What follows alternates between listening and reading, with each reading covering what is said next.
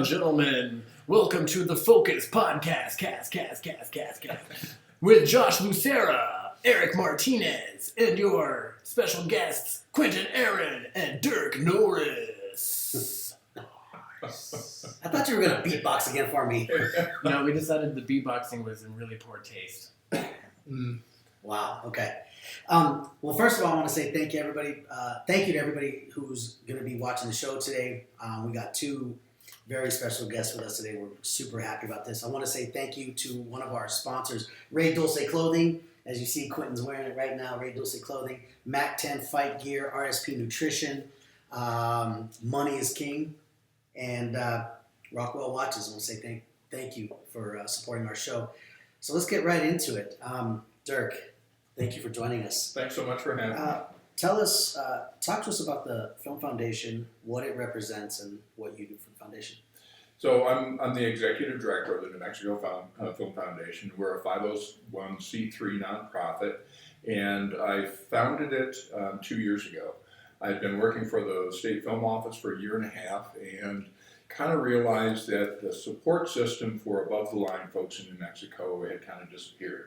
There used to be a number of programs for writers and directors, producers, and actors in New Mexico that no longer exist. So I wanted to bring that support back with the idea of growing the film industry from within New Mexico. Hollywood comes here, they hire a lot of people, that's really, really terrific, but it doesn't do anything for the writers and directors and producers that live here and want to make films as well. And actors. So we developed a number of programs to kind of address that, and it's gaining support. There's been a lot of support for the organization since we began. We offer some grants, not nearly enough, but it's a start. We offer a screenwriting grant. We offer, through our partnership with George R.R. Martin from Game of Thrones, it's a $5,000 screenwriting grant for writing a script, fantasy or sci-fi. And we have a grant with Lockheed Martin and their Space Exploration Division. That's a $5,000 grant. And last year's winner has been, he made a 6-minute movie called Delivery from Earth about the first person born on Mars. Nice. And And it's all Native American, shot on the Navajo Reservation. It's a really cool film, and it's been getting traction in Washington, D.C., and NASA has been showing it. So it's really very cool. And then we have a small $1,500 post-production grant, and this year it went to Ramona Emerson. She's doing a documentary called Mayors of Shiprock about the kids on the reservation that are trying to make a change in the way people lead their lives. Okay. And how do writers submit for these grants? Yeah, Dirk, how do I get that Yeah. screenwriter? $5 and I'll tell you. The screenwriting Microphone. Yeah, stop recording. For the George Martin screenwriting grant, that'll be coming around in the fall, and we've given it twice now. People submit a 5-page sample script and a 5-page treatment. They don't have to write the whole script, because the idea, so many times with applying for grants, you have to already make something. You have to have a trailer, which is expensive, and then a lot of competition, and you're out. So we want to make it as easy as possible for people to apply. So you don't have to write the whole script. The idea is the $5,000 helps you write the script, right? It helps pay the bills, and so you don't have to have that second waiter job for a while. So it's just submitting a 5-page script and a 5-page treatment. It's judged. We have 6 judges that go through it. Last year we had 60 submissions, and they pick the top one that they think has the greatest possibility of success. Okay. And this is only sci-fi and fantasy? Right. However, we want to offer more. I'd like to be offering, when we get funded, having another screenwriting grant that's open any genre. We want to have a pre-production grant so you can make a trailer, a production grant, a post-production grant, and we have a travel stipend program where if your film has been accepted in a festival outside of New Mexico, we want to help you get there. If you've been accepted in Sundance or Tribeca, a couple have been gone to Cannes. That'd be cool if we could have more representation there. Right. So, pay for an airfare or a motel room or something like that. Okay. And how does, if someone wants to get involved in the foundation directly, how does that happen? Well, another $5 and no. I see Hey, why you I'm came. always fundraising. I think we're having technical difficulties over here. So Quinton, how's your flight from Florida? So, That's gonna take $750 to get that. oh, you too, huh? Never the best. Never the best. Now they're dabbing each other behind my back. That's great. So yeah, how does somebody get involved in the foundation? Sure. Not from a writer standpoint, but to help support the foundation, help spread the word. Right. Our website is nmfilmfoundation.org. Do you have a board of directors? Yeah, I'm the executive director. We have 6 board members, and they're kind of around the state. We have one person in Lincoln County, and actually one of them's in Connecticut right now, in Santa Fe and Albuquerque. But if people are, if they want to make a donation, we have a donation page. They can do that through PayPal. If they want to volunteer, they can just send us an email. We're always looking for great volunteers, and we got some stuff coming up that we could use some help with. So there's that opportunity. Does the foundation? I know there's several different organizations here. The New Mexico Film Commission. There's other organizations in Santa Fe. Does the foundation work in coalition with some of these other organizations, or how does that work? Yeah, we're always interested in partnerships. We have a program. There's the New Mexico Women in Film that we have had mixers with here in Albuquerque, and New Mexico Post Alliance. And we had a partnership with them. We just finished up a project called Life in New Mexico, and it was meant to bring attention to post-production in the state. Because Hollywood comes here, they shoot, and they go back to California and do their post-production. But there's a lot of post people here. Another reason for growing the industry from within New Mexico. So this project was to, we asked the general public to send us video clips about their life in New Mexico. We gave them to editors, and we had 5 professional editors and 4 student editors take the clips and said, make a movie about life in New Mexico based on these clips. And we showed them at the Chemo on Wednesday, and it was really terrific. We had some great sponsorships with software for editors, and we had a partnership with the tourism department. So they gave a real nice travel package to the winner of the New Mexico True category. Okay. Now you said that you created the foundation as a way to help open doors for people across the board, whether it be screenwriting, producing, acting, directing. Was this formulated, with that purpose solely in mind? And as you get bigger and you grow, is it something you want to be able to? Because I think what's happening now a lot of is, you're right. There are a lot of movies being filmed here, but there's not a lot of people being given the ability to go to that next level because of these films here. So is the foundation something that's going to help push people through that plateau? We certainly like to be able to as we grow, and it all comes down to money and funding and that sort of thing. But we're about helping people realize their dreams. It's the people that work in this industry are so passionate. You have to be, right? Otherwise, you're going to be doing something else. You got to have the passion for what you're doing, and we want to help people realize the dreams they have. So we have a fiscal sponsorship program. So a lot of times grants that you apply for to make your film, you have to be a nonprofit. But rather than go through that process, they can go through us, and then the money comes to us, and then we give it to the filmmaker. So they apply for the grant. And we've got some really cool projects that are going on.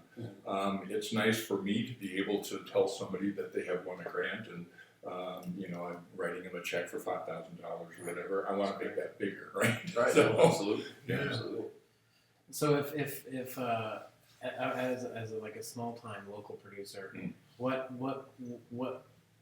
sorts of things are there available like right now other than the screenwriting and the ones you mentioned that someone could maybe get their hands on to shoot a feature here, like locally?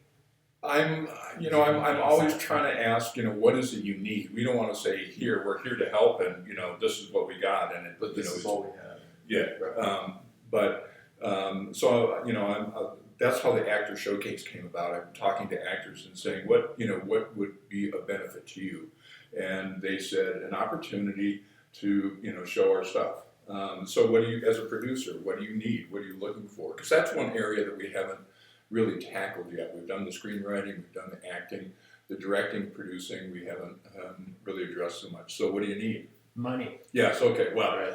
yeah. And when I first started this, I went around the state and I was doing interviews with filmmakers, and the question always is, There's like money. besides money, what is it you need? So now I have to introduce myself. Hi, I'm Dirk Norris. I don't have any money. Yeah, Yeah. totally. Nice. But in our grant program, that's kind of a means to an end, because that's not the be-all, end-all. What we really need is to find people that will invest money in New Mexico and New Mexico filmmakers, and that's the toughest nut to crack. Yeah. But things are kind of opening up a little bit with crowd equity funding. The new process is kind of like platform crowdfunding, like Kickstarter and Indiegogo, but it's an opportunity for people to invest in a film rather than just donate to it. Right. And Ken Knoll is a guy that has got a platform called investnewmexico.us. So that's one opportunity, and I think they're going to do more and more. The last legislative session, they created assignability for the tax incentives, so you can go to a bank after having your budget looked over by a CPA, and the CPA says you're going to get this much back in incentives, so you can get a loan against that amount in the incentives. Oh, wow. Right, and then that money goes directly to the bank rather than through you. So that's another opportunity for our filmmakers. Okay. Makes sense. Okay. But we know a still, little bit about that. Yeah. Yes. We do. but buy your lottery tickets too. Right.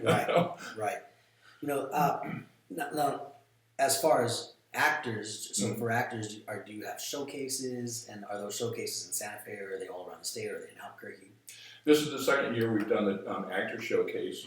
It's going to be at the South Broadway Cultural Center on Saturday, March 26th. Tickets are $8. We asked actors to send us a 2-minute video audition, and had 85 people submit this year. They were judged by local talent agents and casting directors, and we selected 5 people from each of 4 categories. So we have 20 people coming to the South Broadway Cultural Center. They'll get up on stage, they'll do a monologue or a dialogue, they'll be directed by Lisa Lucas, and then they'll do it again with the adjustment. So we have 20 actors that are going to get up there. Hopefully we'll have the general public come, they get a general idea of what an actor has to go through. We have 2 casting directors, one that we brought in from LA to be a judge. One local is Faith Hibbs Clark is a local casting director. She's going to be a judge.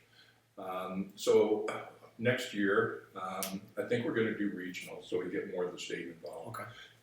Down in Las Cruces, up in Las Vegas, Farmington, down in Carlsbad or Roswell or someplace in the east, and then bring the winners of those regionals here to either Albuquerque or Santa Fe. Besides funding, obviously, that's probably the biggest issue. Have you found any resistance, or has there been any resistance or doubt per se when you started the foundation to get it to where it is today? I mean, because a lot of times you see these, sometimes these organizations, one finds another to be a little bit competition. I mean, have you found any of that? No, it's been just total support from the get-go, which is really encouraging. People said, yeah, it's a great idea. We've needed something like this for a long time. Right. With the existing organizations, there's, we're addressing different issues. So there's not, there's not any crossover. There's not a competition for resources except for the money. There's 700 nonprofits in Santa Fe alone, and they're all going for the same, small wells, right? But with the organizations, the statewide organizations that exist, like the Post Alliance and Women in Film and us, we're covering different areas. So collectively, we get a lot more done, but we're not stepping on each other's toes. Okay. All right. Josh? In your experience, what's been the hardest, aside from financial, what has been the hardest rock for you to overcome? Gosh, we were talking earlier, letting people know that we exist and what we offer, and getting people involved in the things we do. You could skywrite, you could send out newsletters, you could go door to door and still not reach everybody that you need to reach to let them know, right? So that's a pretty big hurdle. What are things that you could envision that would help with that? I think we need to hire an 8-year-old kid to do Instagram and Snapchat. I was thinking we could. Or we this could- guy. We could put advertising on police uniforms like NASCAR drivers. Then everyone would see it. Right? Thank you. Yeah, for that. absolutely. Put it on the cop cars, put it on the uniforms, and the Film Foundation. Yeah. But, certainly opportunities like this, like your podcast, help a lot, certainly. So. Yeah, no, I mean, we've been wanting to bring more people in the film community on the show and want to really get more involved in what's going on here in New Mexico and, show our support. I mean, obviously, the idea behind the podcast for us was to, break into a national branding spectrum, but, wanting to also, all of us here are involved in the film industry as well. So, I mean, being able to have someone like you on the show and explain, what the foundation is really about. Because before you being on the show, I did a little bit of research and I started looking at what you really did. I had no idea. I thought it was all kind of one and the same with all these other organizations, How long have you been in the film industry, Dirk? About 15 minutes. No, I kind of have bumped into it in my life. My very first acting role, I was Batman. My brother was Robin, and the kid across the street was Mr. Moneybags, and I think I was about 10 years old. There you go. My father was an artist and kind of a gadget geek and got a camera, so my brother and I made a little stop motion movie where a Hot Wheels car goes into a ball of Play-Doh and then comes out as a different kind of car. I took a feature film production class in college. I went to the University of Alabama and took this feature film production class. A guy who from Hollywood came back to Tuscaloosa. He wanted to make videos for kids. So he was basically training a crew up. And I went to work for him. My first job was to drywall his office, and then he said, "I'm out of money. I can't, keep you on anymore." But most recently, I was living in Carrizozo, which is about 180 miles south of Albuquerque. The Book of Eli with Denzel Washington came to film, and I was president of the Chamber of Commerce, and I said, "Let's welcome these people to our small town. Let's help them spend their money." So we had a potluck dinner for the construction crew. And there was about 150 of us total. The film office heard about it. They came down. And right at that same time, there was a state representative from Roswell, Dennis Kintai, and he was promoting the idea that we should eliminate the film incentives altogether. So here's this guy saying that, and Carrizozo's in his district, so he's saying, this $75 million movie being here's a bad idea. So your little potluck turned into a media situation. It absolutely was. Like, do you see what they're doing down here? Absolutely, yeah. The news crews came down, and Entertainment Tonight was there, and all kinds of stuff. So, yeah, suddenly there was kind of a convergence on Carrizozo for a while. And so I got like this Thanksgiving thing where like the natives are offering them food right before they get totally screwed over. That's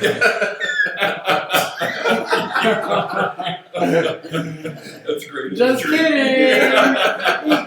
kidding. Just kidding. Yeah. So for right now, as you guys, what are some of the things you guys are doing to help get funding, funneled through? Are you guys doing a series of events throughout the year? How do people find out about those events? If you do? Right. Well, one of the things, you may have seen me on the street corner with a cardboard sign.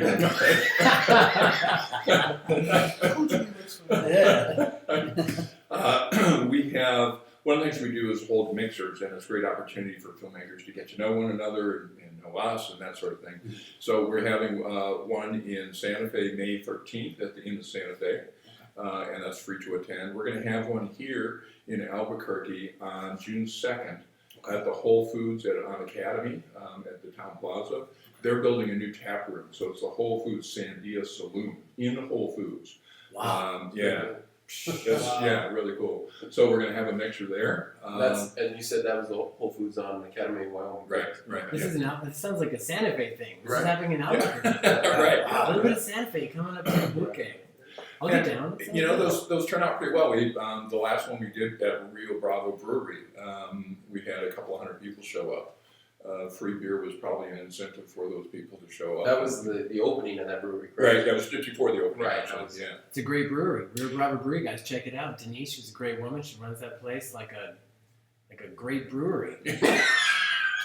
Well said. Yeah. So what you're saying She lets me shoot there as long as I rep her stuff, like Rio Bravo Brewery. All I right. go shoot at a taco truck this week. She's terrific. Yeah. Yeah. That's where we shot the Nuclear Cafe thing. Right, We totally right. shot that there too. That's a great restaurant, man. I've been there many times. Check that place out. Yeah. We have our Actors Showcase coming up March 26th at the South Broadway Cultural Center. July 24th, we have our annual fundraiser, our summer soiree. It's going to be in Santa Fe at the Scottish Rites Temple, and which is just off the plaza. And if you haven't seen that place, it is absolutely spectacular. It's the Shriners Temple, and just an amazing place. And then the last thing on our schedule, and we haven't really made any announcements about it. We don't have the website up yet. But we're going to have a screenwriters conference in Santa Fe in October, the 13th to the 16th. And we're bringing in well-known screenwriters from all over the country, as well as the local resources we have. We have some amazing screenwriters in New Mexico. So we're bringing them in to teach people about screenwriting. Okay. And it's for screenwriters, for screenwriting, and we're also going to have some classes on writing for transmedia, virtual reality, games and apps, webisodes, that sort of thing. So all this new emerging stuff. A lot of people don't realize how much high-paid screenwriting goes into a lot of modern video games. You know, like Call of Duty, they have these like really involved storylines, like "You betrayed me." Like really, it gets really serious. Yeah. So I mean, just watch it's it. big money. Yeah. Right. And people, half the people who buy those games buy it for the stories anyway. Mhm. You know? Absolutely. And the rest of them don't realize how engaged they are. You know, it's just a huge industry for that. It's cool that it's happening. Yeah, and so that kind of writing takes a particular format and a different kind of sensibility and that sort of thing. Looking at virtual reality and the cardboard Google goggles, right? Right. So how do you write for that? How do you write for, right, you have to look up because there's something happening above you and behind you and to the side of you. It's not all happening just right directly in front of you. How do you tell a linear story when someone's What is it? deciding which direction they're running? Yeah. That's Exactly. funny. So yeah, a few things coming up. Nice, nice. Josh? You've got a new screenplay coming up, right? Or that you've been writing on, just been messing with. Trying to mess with it. Wild Minds, right? Not Is that something else? That's something that is a lot of craziness attached to that one. We almost did it back in December, but power struggles and people not wanting to relinquish control in order to, get the movie done allowed it not to get done. So that's back on the shelf. I don't know if it'll ever get made, but I kind of moved on. Listen to me. Sorry about that. Sorry, I just dusted before you. Damn, baby, got it. Sorry, I caught my okay. Anyway. It's I should have listened to him. So what is it you are working on? At the moment, I have several different ideas for films because I'm not a screenplay writer. I believe in staying in my own lane. But I do like to tell stories. I do create stories. I have like that imagination. So I have a romantic comedy, drama, an action drama, all that are just ideas on my laptop waiting to be paired up with writers to write. And actually, I have a writer that I'm working with out of LA for my romantic comedy.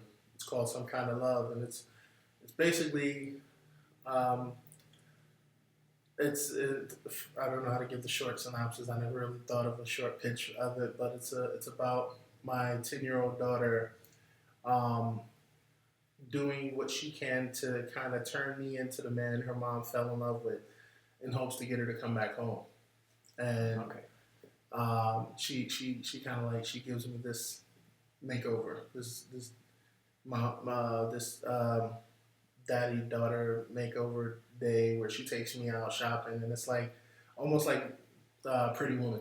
So she changes my whole wardrobe, gets me a haircut. I get my first mani-pedi, and she's just loving it all because she's, And then she so-called teaches me how to talk to women, like how to go and pick up women because I've been with her mom since she was born, and we were high school sweethearts.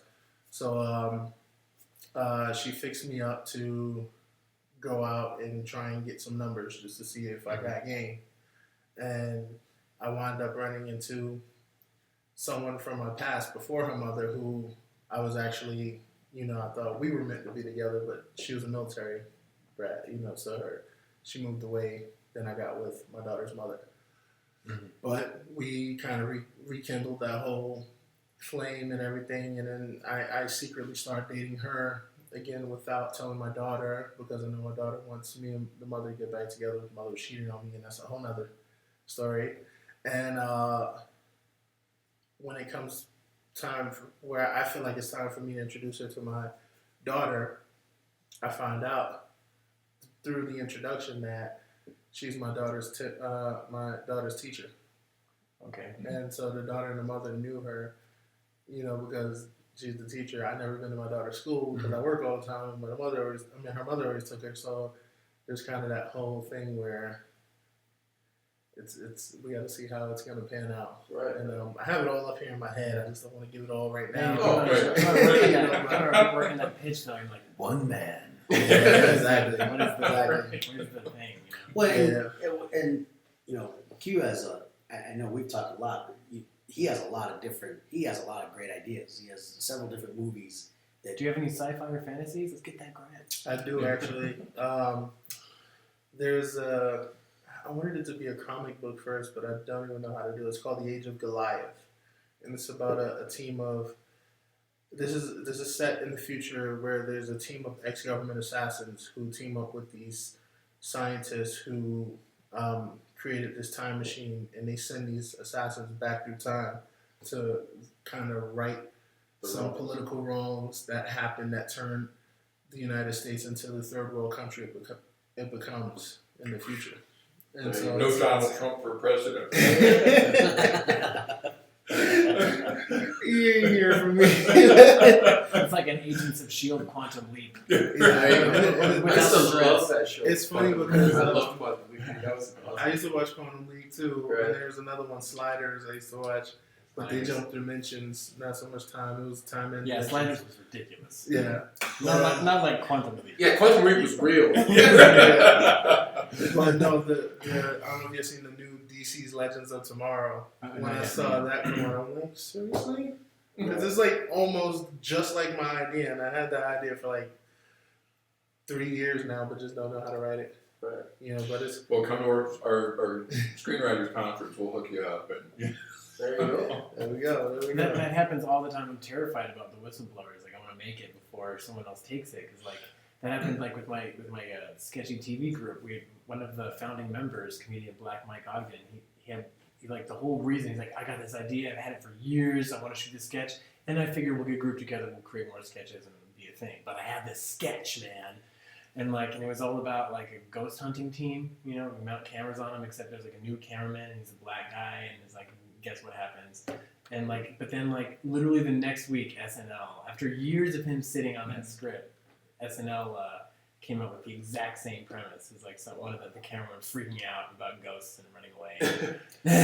Once it's out there in the universe, man. That's the truth. That's the truth. Yeah, it's almost like it's because he opened up the folder and the dust blew to Manhattan.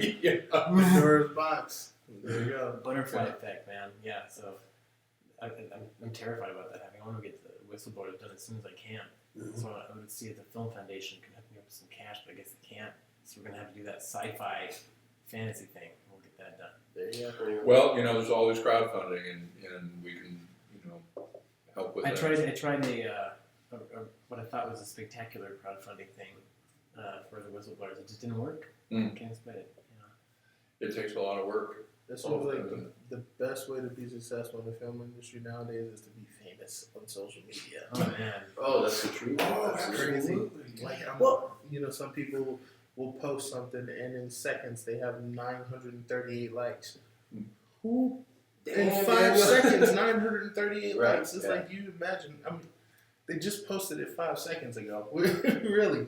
But it's crazy because stuff like that, regardless of what you put up, tons of people are looking at it and liking it and commenting on it. And it's like, unless you have that kind of pull on social media, it's very hard to get your things out there. It's very hard to network at the capacity that you need to, because you're not popular enough. Right.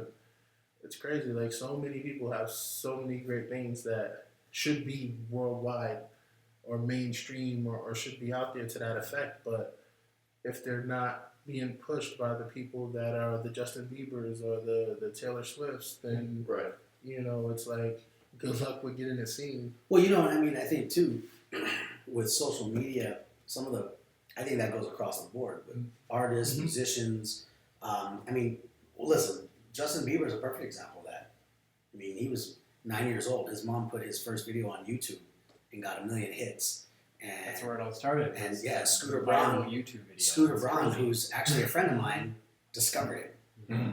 Scooter's the one that discovered him, Right. and took him to Usher, and Usher didn't believe it, and then they did a little video of him singing to Usher, and it got 3.5 million hits in like 15 minutes, like that. Boom. Usher put it out on social media, and it was a wrap. And Usher was like, "Yeah, I'm signing you right here." And in fact, a lot of people don't know this. You know who else was bidding for Justin Bieber at the same time? Because of that video, Justin Timberlake. Oh, And his idol was Usher, so he ended up staying with Usher. But the whole thing with social media, and people feel like, I think that a lot of people feel like, oh, there's this great, science to it. There's no science to it at all. It's just that constant grind and putting it out there constantly.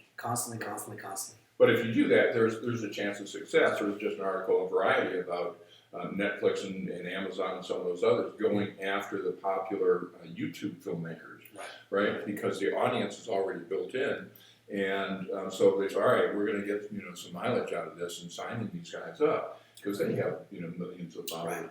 But kudos to Matt Page here in Albuquerque with Enter the Dojo. He's got millions of hits on his webisode.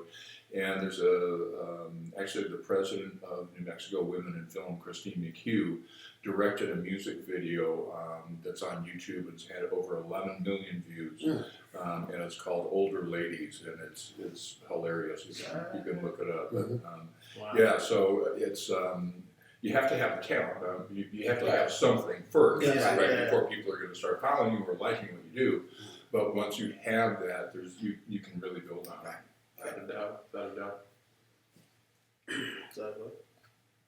Do you want to, here's, and for our audience members, and we're so happy that Dirk is here with us, but, Quinton flew in this morning, and a lot of people don't know he's here. Q, why don't you talk to... Yeah, we really didn't say anything. It was just like, and Q's here. Yeah.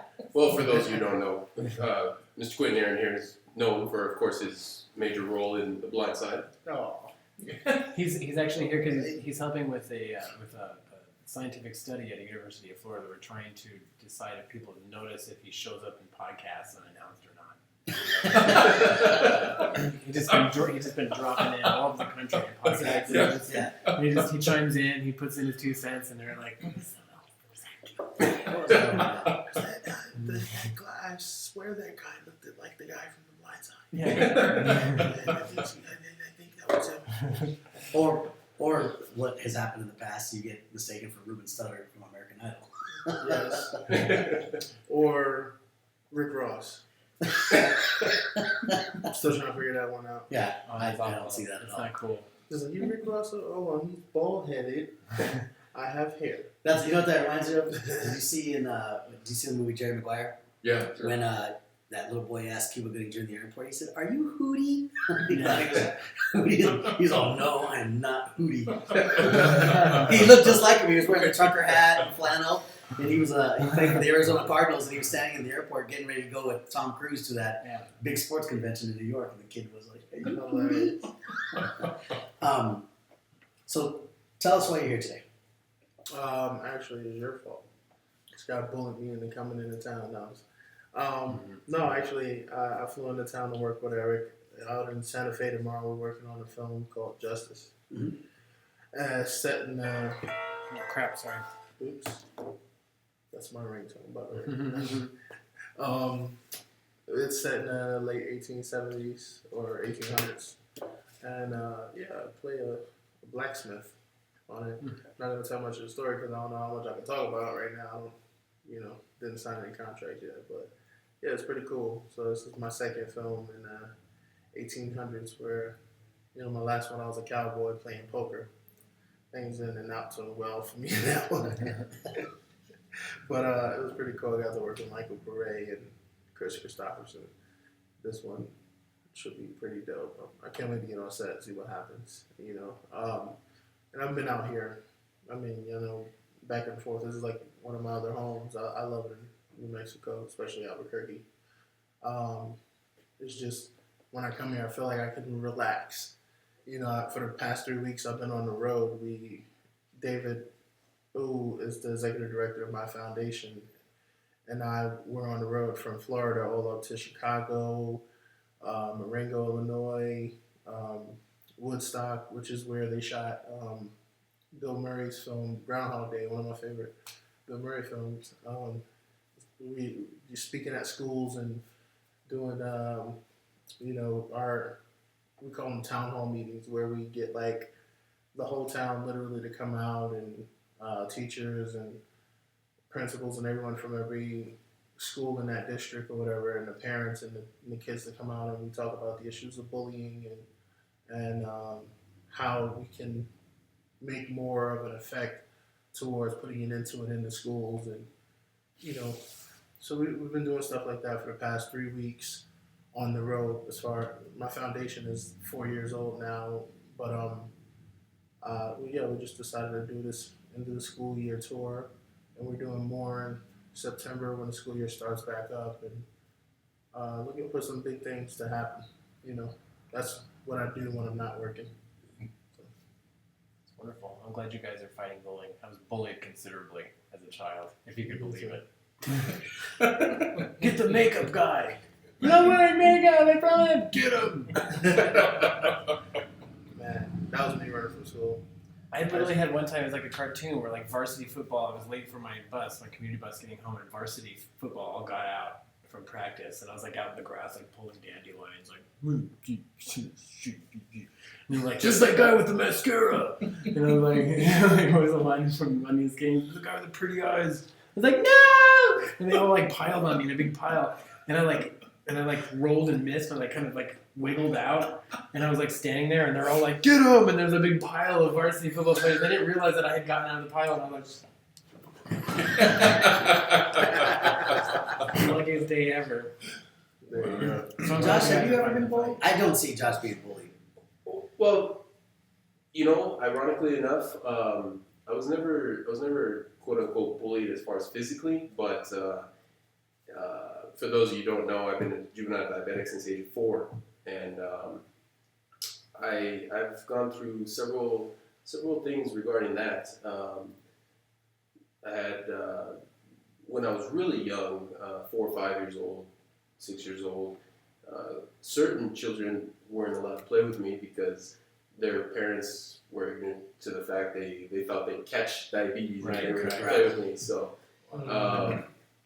So you were bullied by parents at the age of 4 or 5? Kind of, yeah. Wow. So I mean, as far as, I've gone through the typical bullying. I don't think I was over bullied regarding something specific unless you knew that I was diabetic, and you guys have been my friends for a while, and but for the first period of time, even as my friends, you didn't know I was diabetic. Right, I had no idea. And so it was just something I've always kept privately until as an adult, it's different. I mean, today I was always suspicious. Right when I first met you, after you left, I leaned into Eric and I said, I bet that Josh is a divvy. I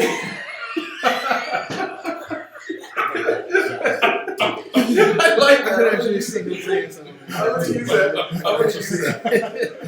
And Eric was like, a what? And I was like, shooter. Goes off alone. Can't trust her. I think diabetes is a cult, right? They get all kinds of things in the mail. You know? True. I had a neighbor down the street. I thought she was a diabetic. I was suspicious. So I started going through her trash, right? And then I went to jail. It's illegal. Yeah, you can't be going through people's trash. Well, But I learned a valuable lesson. Diabetics are people too. You're all right, diabetics are people too. Pretend he was hungry. I was hungry. I started eating the first thing you got. Well, you know, and the really cool thing is, and if for those of you who watch this, make sure we did a really cool reel on Josh last year, and it talks about his life story, talks about some of the projects he's been in.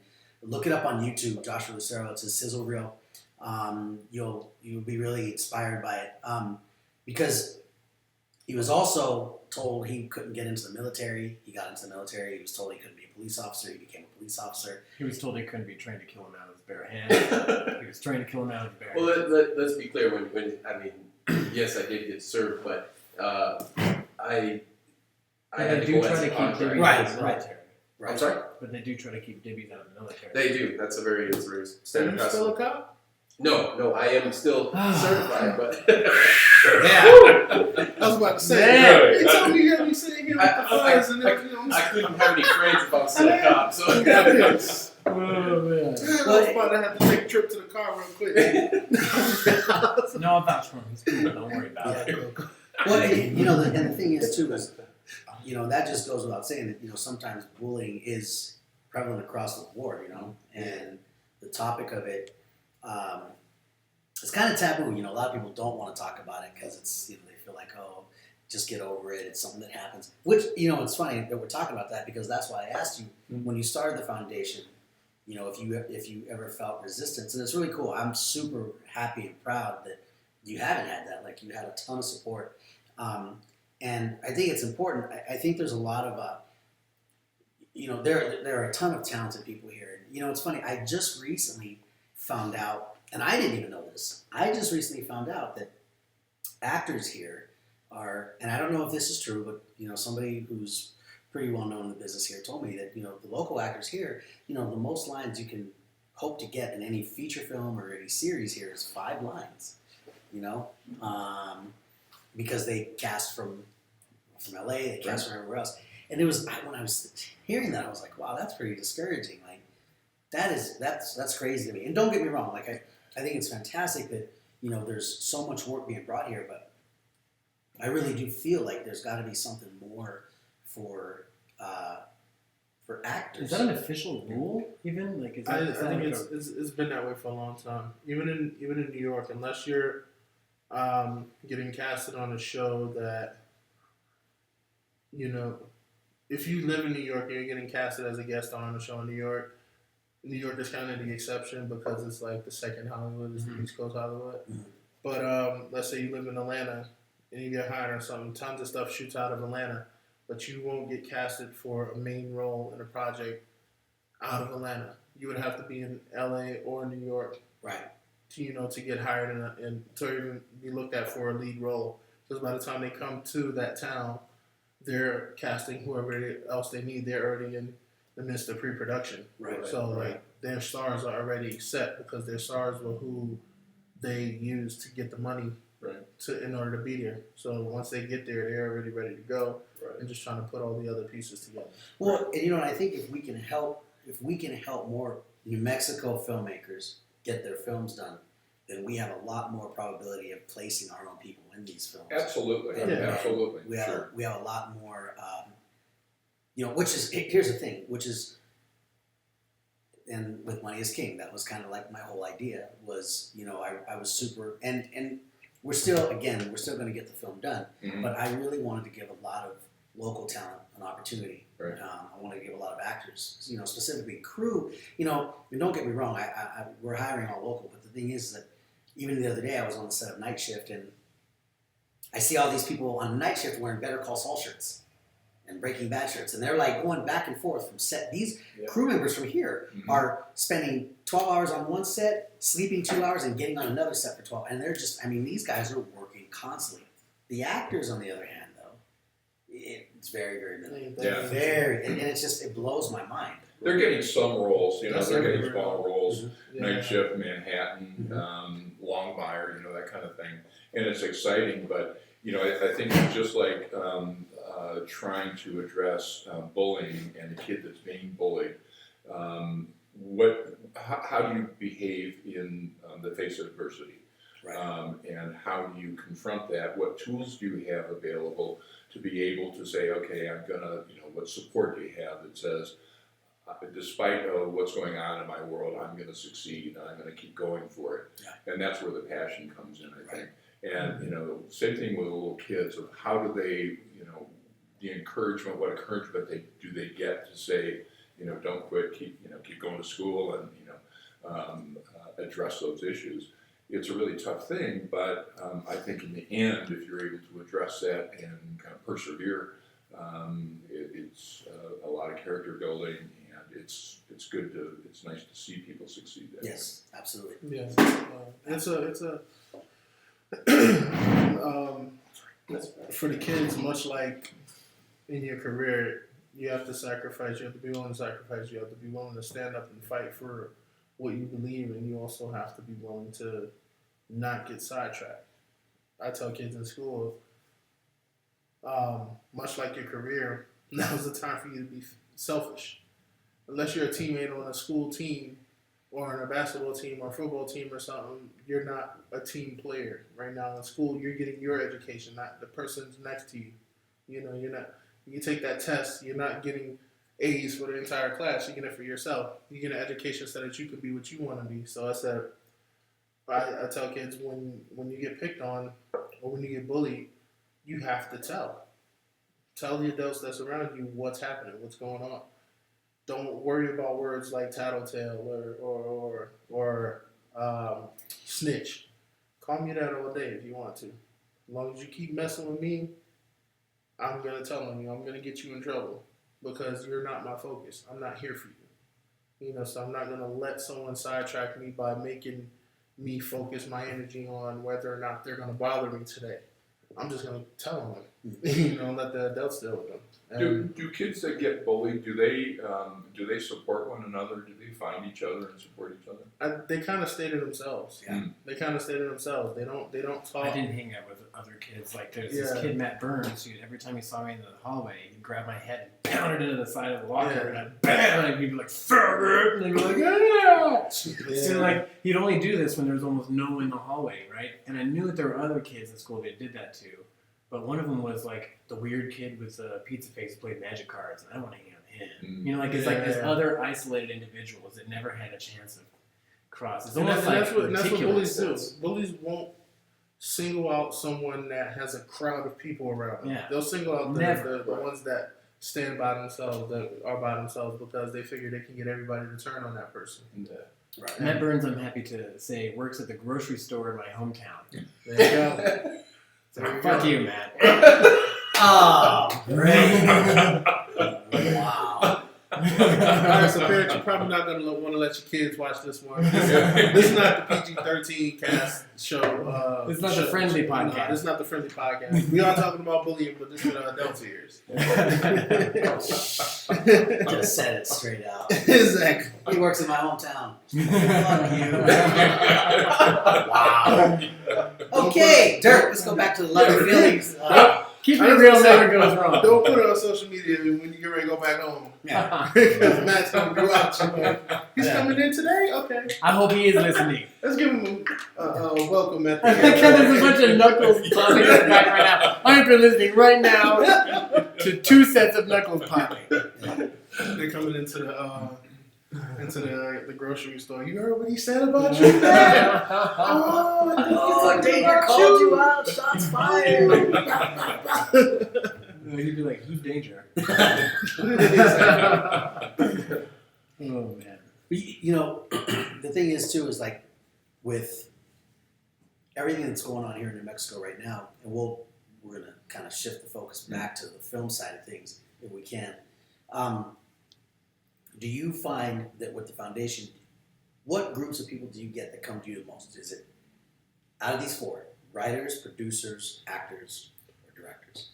It's all of those, and it's not exclusively above the line folks. We want to help all the men and women who live in New Mexico want to make films, and everybody's got a slash title, right? They're writer, producer, director, actor, grip, gaffer. They do everything, right? Because there's they don't have the money to hire those people. But I had somebody say the other day, thanks for being a voice for us. Thanks for representing us, because individually it's difficult for people to do that. But if you can, I like to kind of be a voice for the folks that are trying to make films, because they're out there making films, and that's what they need to do. So you definitely helped me when I needed it most. When I met you when I was doing Summer of the Water a few years ago, you had me on your radio show in Santa Fe, and I'll just assume it's because I was on your radio show. But we met our goal on Indiegogo, and we made the film, and it came out beautifully. And, right. It's never been released, unfortunately, other than the isolated screenings, because the director moved to New York and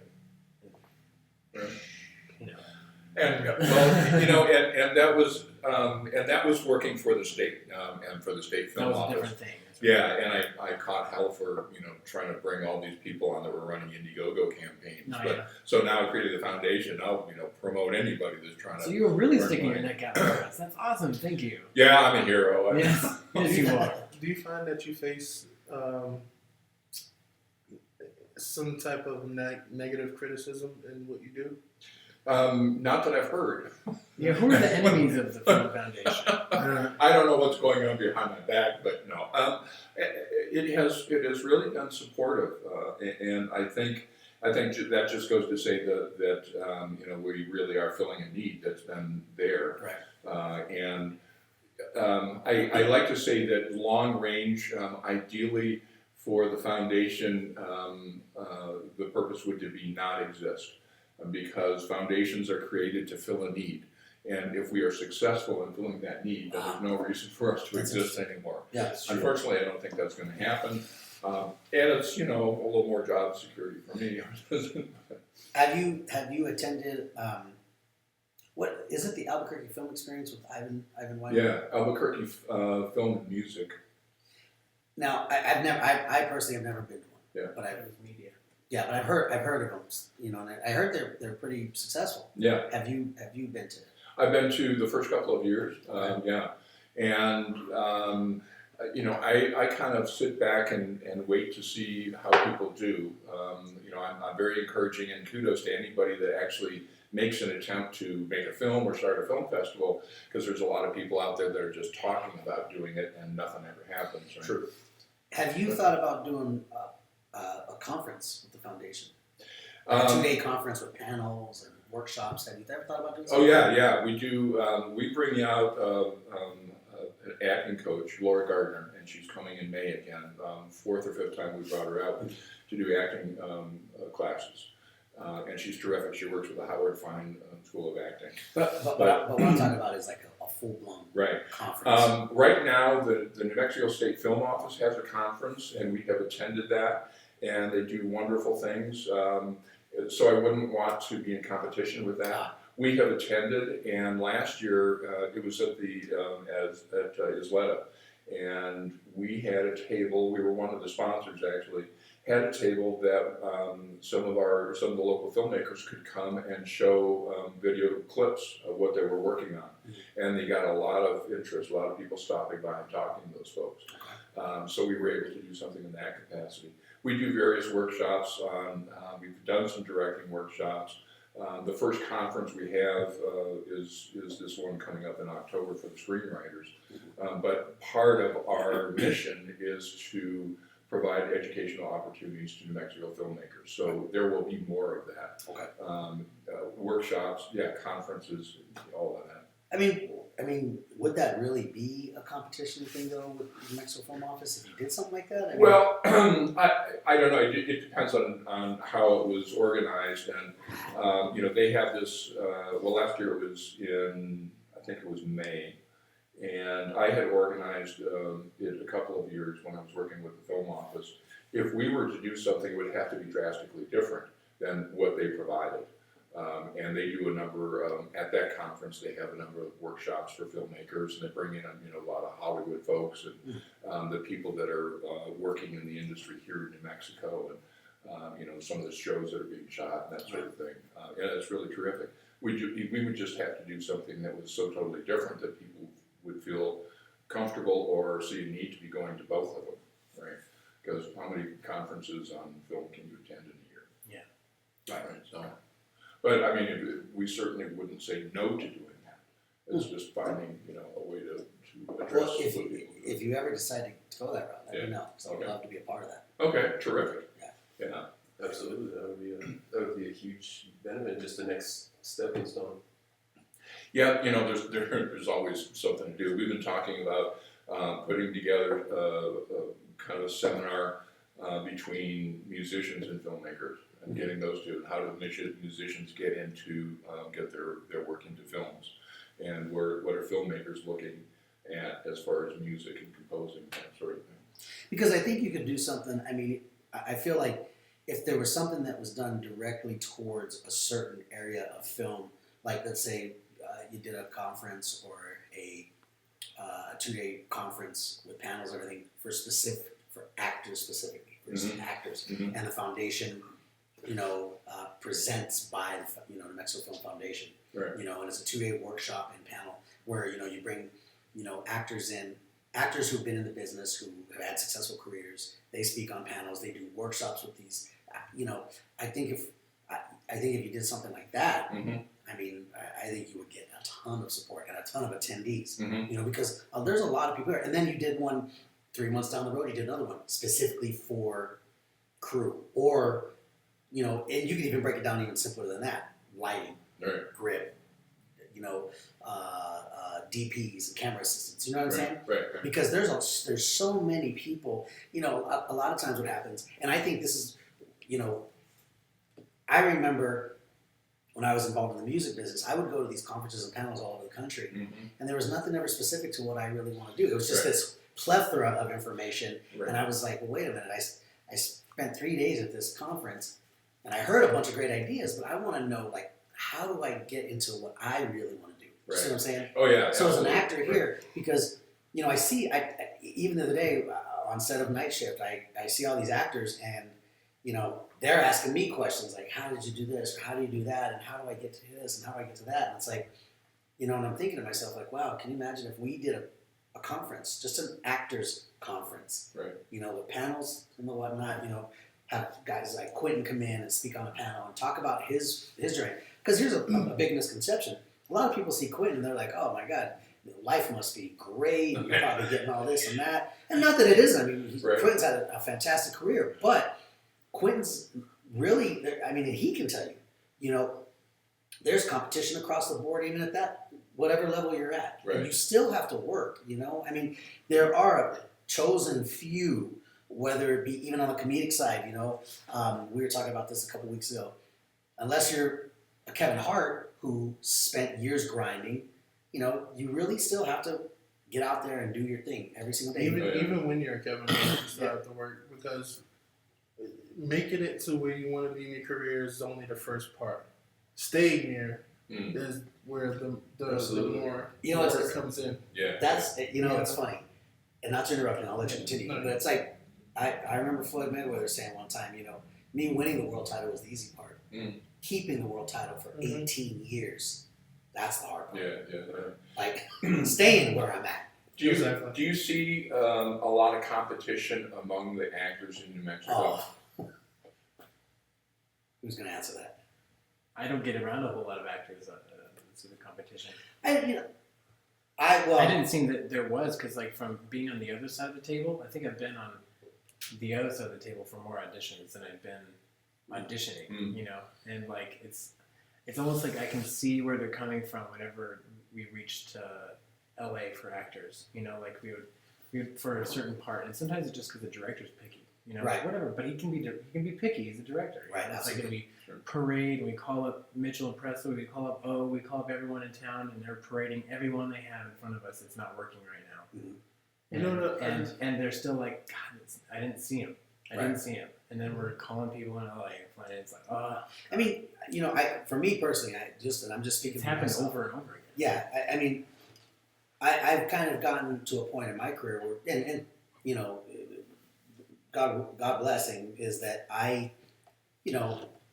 still do the audition process. I still go through all that, but I've gotten kind of to a point in my career now where now my phone's ringing and I get offers and I get scripts sent to me and I get opportunities. And it took a long time to get there. Like it's taken a long time to get there, and I'm still not anywhere where I really want to be. I don't know that it's not. I'm not going to say it's negative competition here with actors, Right. but there is competition. I mean, there's a lot of people trying. I mean, listen, how many roles do New Mexico actors really get? Right. So And, they yeah. put a role out there, and I'll show up.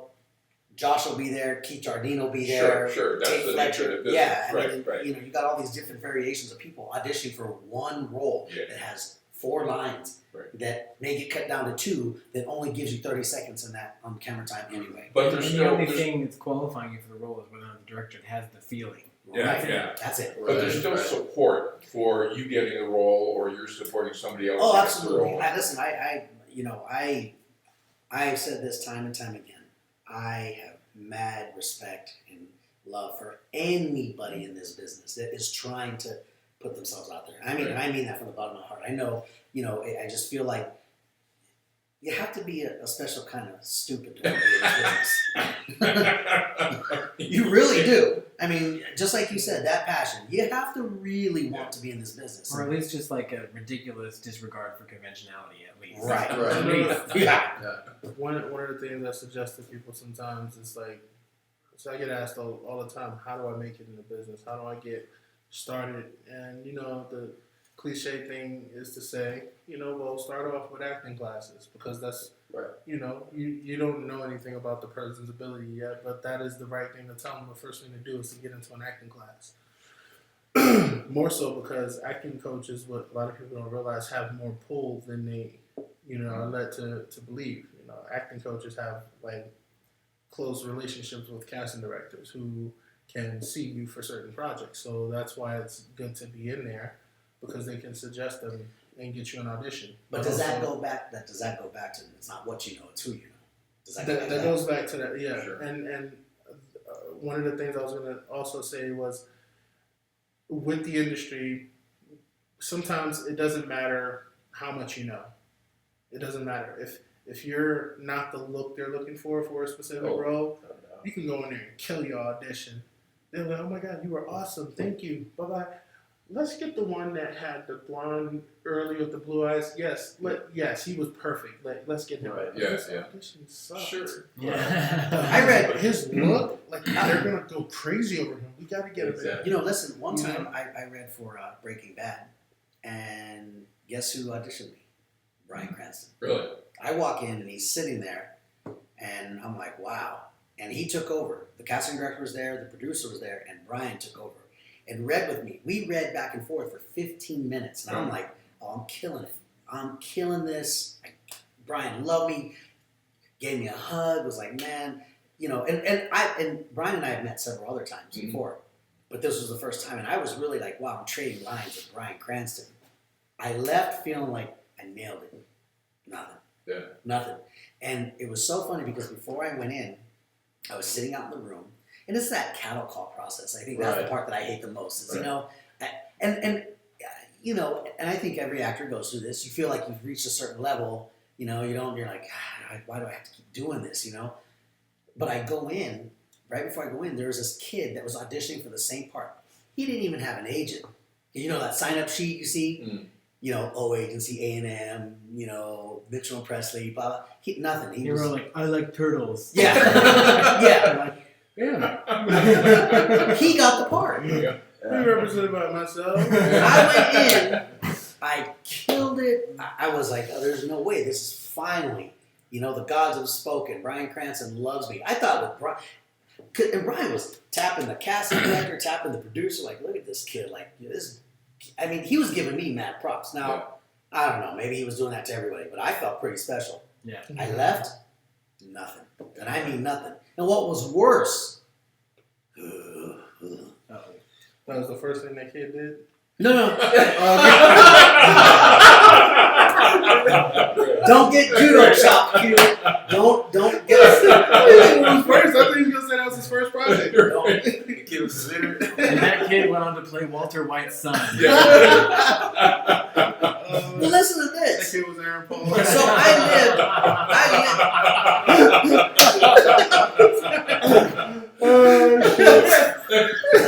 right now. Josh, can you take him home? Yeah. Drop him off at Motel 6. So for the episode that I auditioned for that I didn't get, it was, the season ending season. So it was like the season finale shows. I'm at home 2 weeks later, and I live in a cul-de-sac on the furthest portion of the west side you can think of. Like, you're halfway to Phoenix if you go to my house. Mm-hmm. I get this knock on my door, and it's a PA. And she's handing out location forms. And she's like, I just want you to know that Breaking Bad is going to be filming on your block for the next 2 weeks. And I'm like, really? And then I thought to myself, well, I was never cast in one episode. But if they're going to use my house, all right, I'm with it. Do you know my neighbor, all 6 houses up on my right side, all 7 houses up on my left side were used. I'm out there watering my lawn every day, and I see Brian and Aaron, Paul. Aaron, I know Aaron. Bro, are you in this episode? No, of course not. Because the Breaking Bad gods hate my guts and they don't ever want me. I'm like, can you believe this? Not only was I never cast in an episode, now my house can't even get cast. Because the Breaking Bad gods got you back with that really amazing role in Better Call Saul. Oh no, you were the cab driver. Are you being Well, that's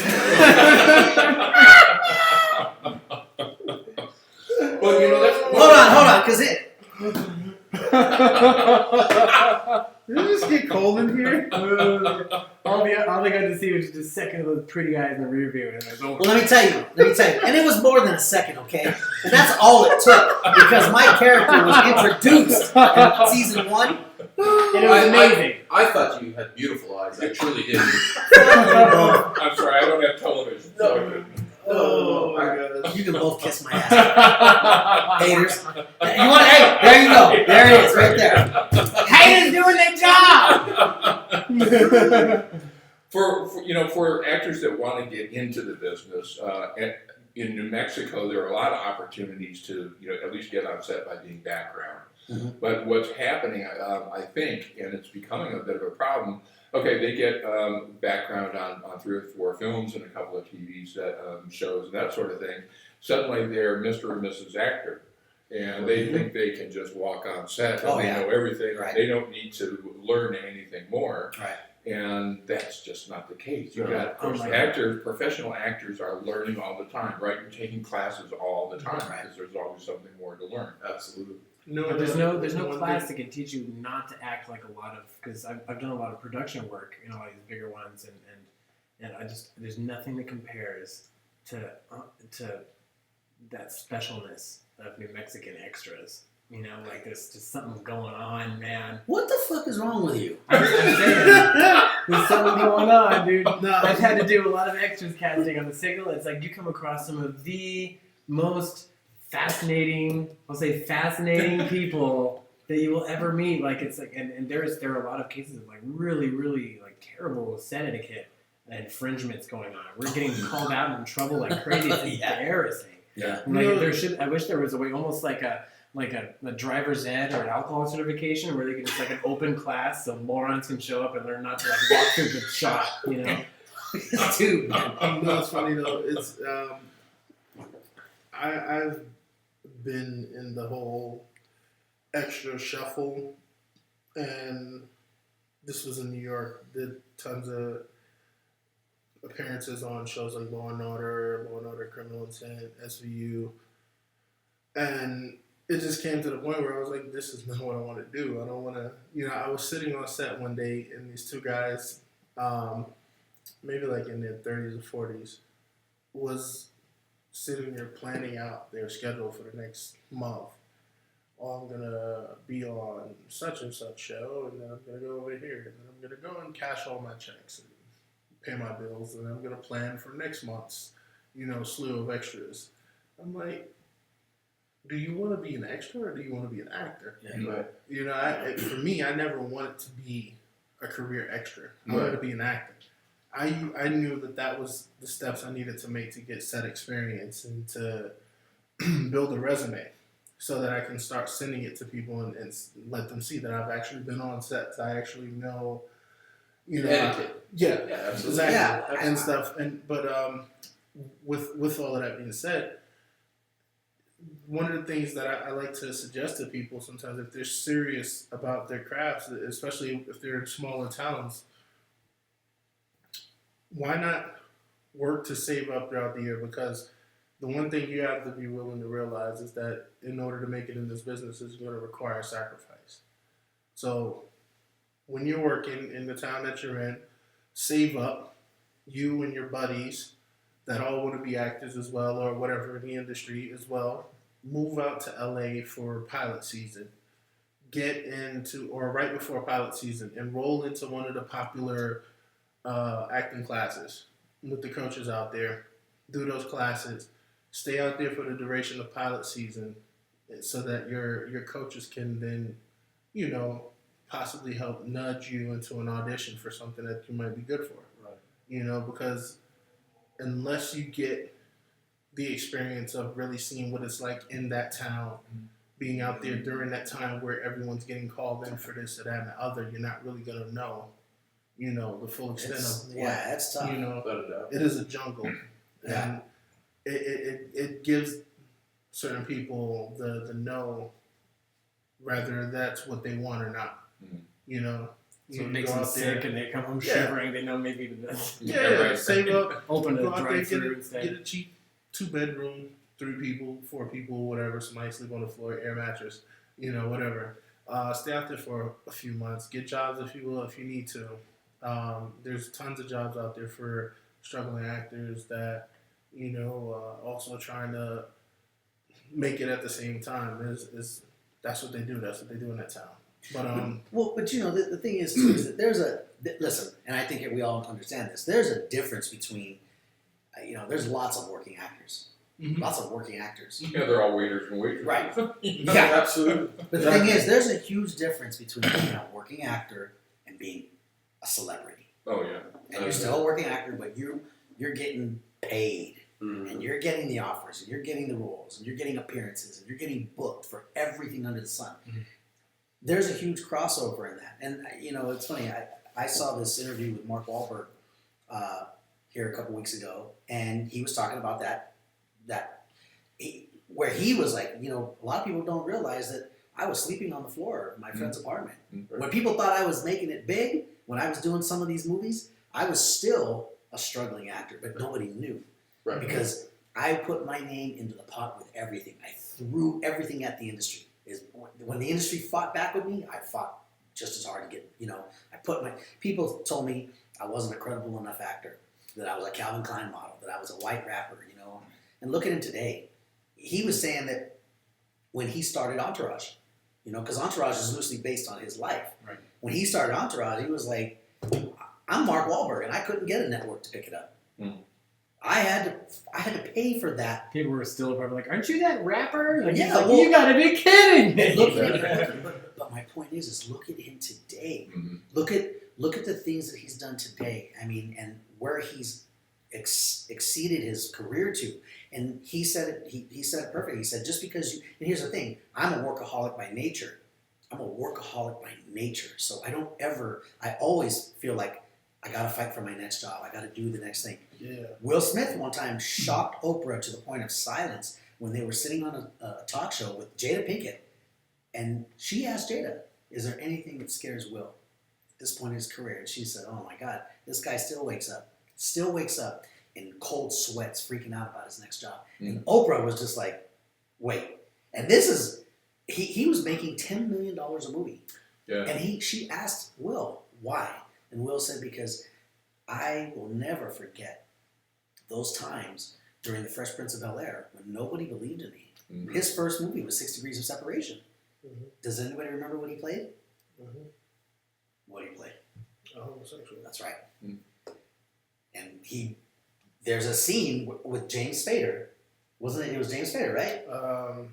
Yes. Yeah. Where he's performing fellatio, basically, and he was like, people thought I was crazy. They thought that was career suicide.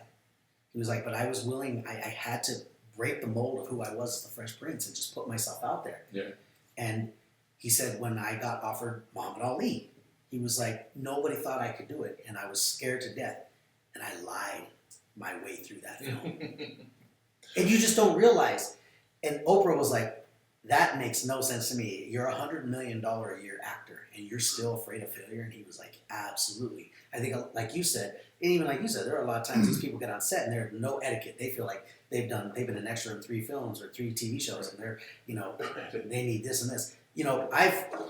I've been lucky enough to have a pretty decent career thus far and have the opportunity to move into different projects and get offers and get roles and do the things that I want to do, which is why I'm super happy with having a publicist. I'm super happy with having a good manager and good agents behind me. I'm super happy that, we can make lateral moves together and it doesn't affect anything that I do here locally because, at least I'm still working. Mm-hmm. Do you know what I'm saying? Mm-hmm. But I want to be able to bring that back. I want to give that back. I want to be able to help other people, So, Sure. and I think we all go through that. It's one of those Yeah. things where we all want to give back. I mean, Oh yeah, yeah. Josh, I'll never forget the day we met Josh. Josh auditioned. Well, he didn't actually. I chose him right away in the movie Money is King. But I remember when he walked in, and it was actually the response of all the people around me that was like, "Yeah, I'm gonna have this guy." Thank you. That's very. Because everybody was like, "Oh my God, this dude looks like Captain America." It's like Okay, let's not overdo it, but thank you very much. No, that was the response was. That really was what the response was. Everybody, we met at Flying Star, and he walked in, and the whole table just stopped. You know what I mean? Right. And the thing is, there are certain people that you meet. When you meet, you go, "Wow, like that person has it." Sincerely, so thank you. Yeah, that's an it factor. And I feel like that. I surround myself with people like that. Because, like they say, if you want to be successful, surround yourself with people who are better than you. Yeah, absolutely, absolutely. But you realized he was more than just a face. No, absolutely, yeah. Well, here's the thing too. Like when he comes from a background of ethics and loyalty, and he understands what it takes to work. A lot of people here don't understand that. They don't understand, that it takes work to be in this business. Not just, hey, I'm a good-looking dude or I'm a good-looking girl, and I can do whatever I want.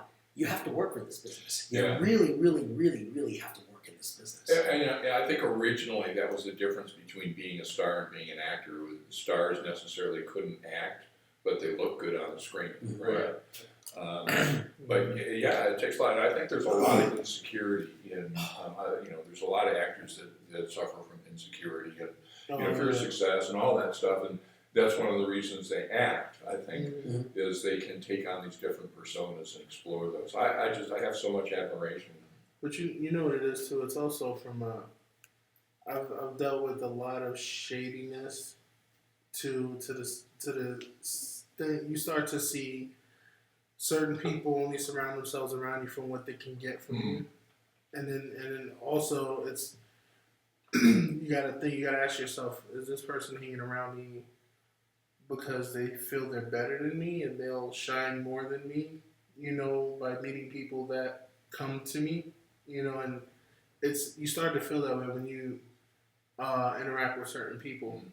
Eric knows what I'm talking about, but it's or what can they get from me? Yeah, what can they get from me? And we both know who we're talking about, so if you're watching this, fuck you too.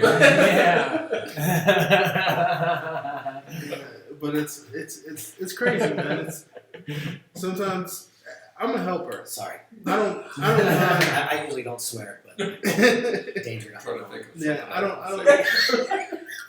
I don't mind doing whatever I can to help someone get ahead, because that's the type of person I am.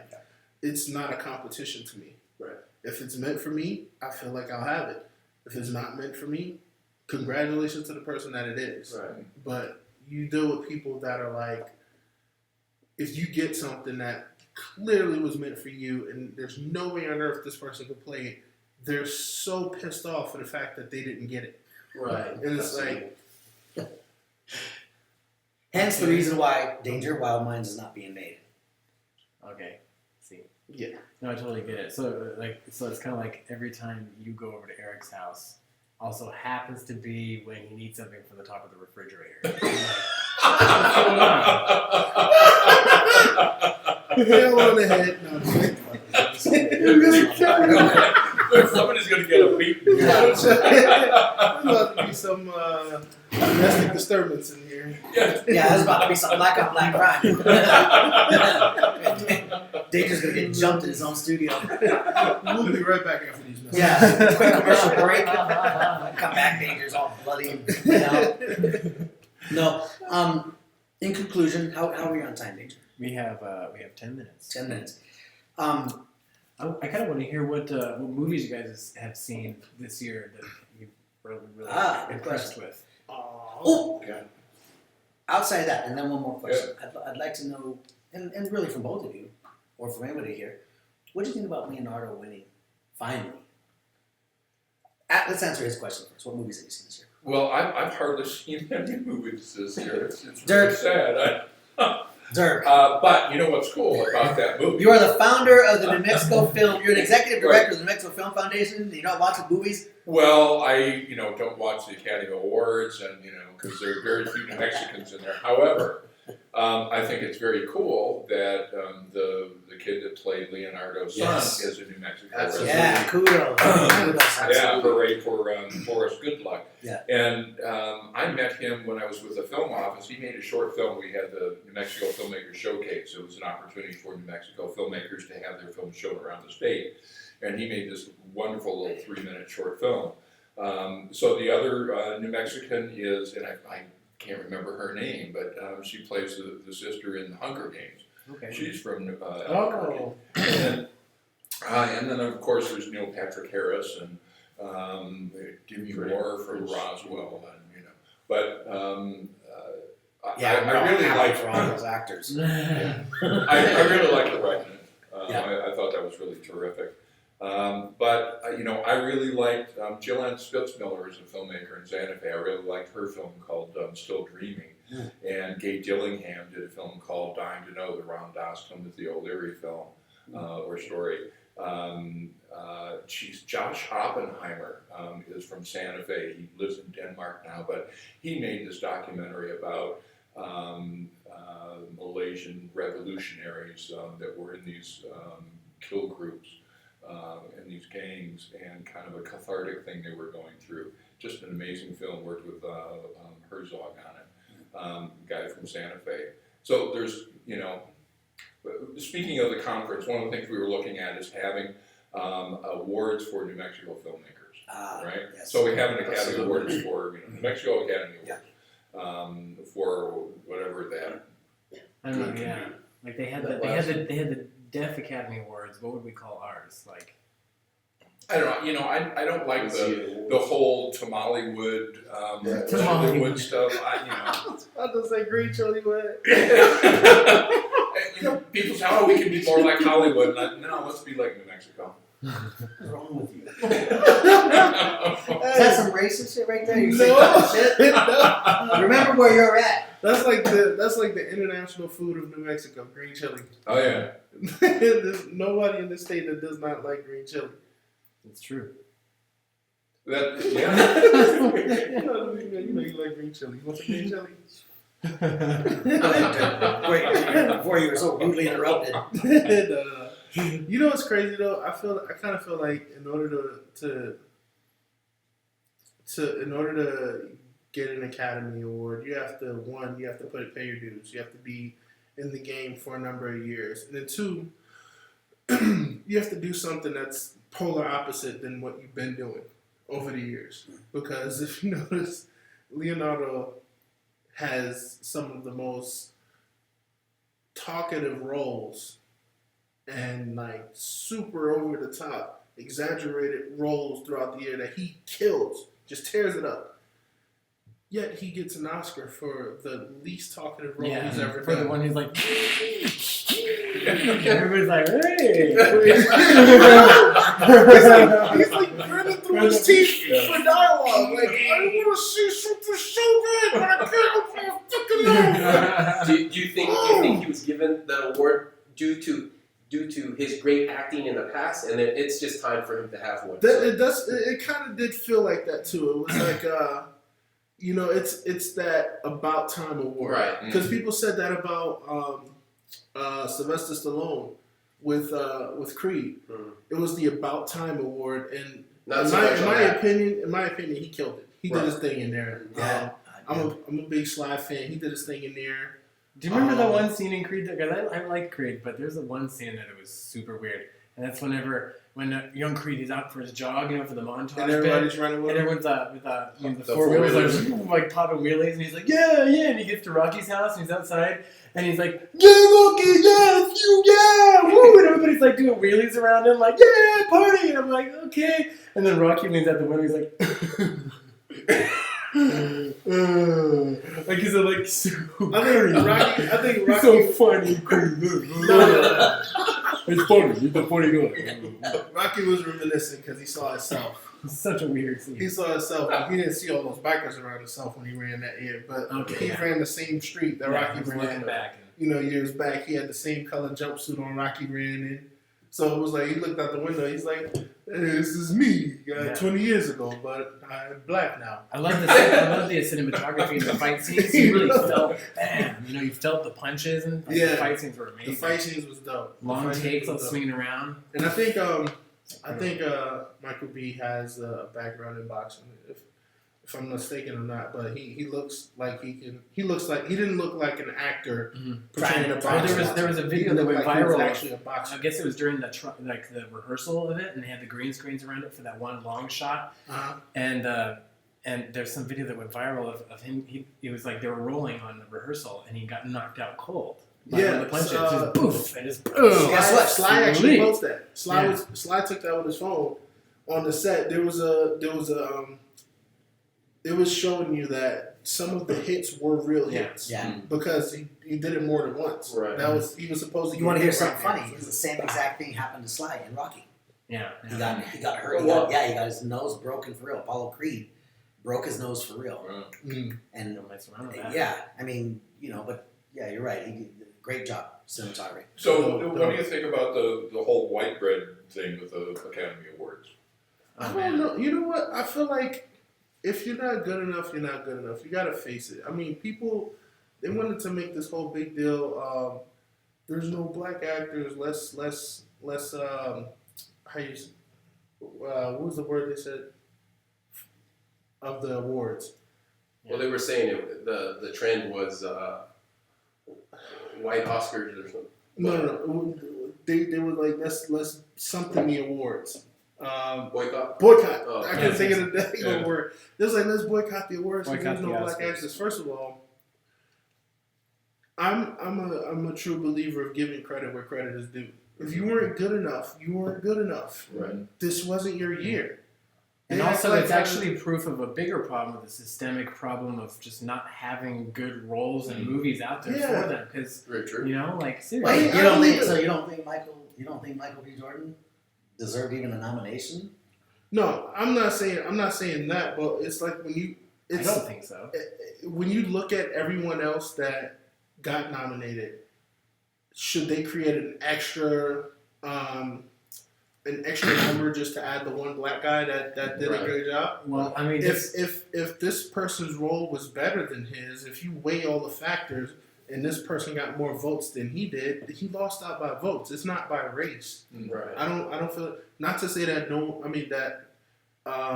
he didn't do a good job or Will Smith didn't do a good job. It's just they got beat this I year. think they Makes should. sense. They should Yeah. either add a black category, or they should get rid of the women category and have best acting human, and just be done with it. Because you can't debate this black issue while you have this blatant sex issue too right in your face. It's like But the you whole know, thing it's- is fucked. Then I- why don't we just have I just a feel best like it's- acting human being? People are looking And- for reasons to play victim. Always. Mm. Always. Looking for reasons to play victim. It's not about a black thing or white thing or sexist thing. it's what. Yeah, there were no best. Latinos. What about Latinos? What Yeah, about right. Well, and what about the Irish? I mean, come on. Yeah. Yeah, I mean, It's about what works the best. Now, out of these people who are responsible for picking the contestants or the contenders, if you will, that's been their job for however many years. They look at everything they have to go over. They pick the best out of what they see. It just so happens that this year there were more the roles that were better in their based off of who they picked turned out to be all majority white roles or there wasn't any black people that made the cut this year. Right. But black people were acting like a black person's never been in the Oscars and never got nominated. Stop playing victim and crying over stuff. Work hard, keep going. Maybe next year you'll get it. Right. You know what I mean? Very true. I mean, there can be, in my opinion, there can be more roles created in some of those projects that get nominated like that. But that's at the same time, it's like black people work together and try and create some stuff like that. Absolutely. I don't like how sometimes people want to make everything about race. Mm. It's like forcing an issue, forcing something to So you don't think play the there's victim over. so you don't think there's any validation in all Will Smith, Jamie Foxx, all those people boycotting? Hey, I'm I not. respect their decision to do so for sure. This is just out of truth. You know what? I'm not going against what they said, but Jamie Foxx did tell me 4 years ago with another conversation that's not in relation to this.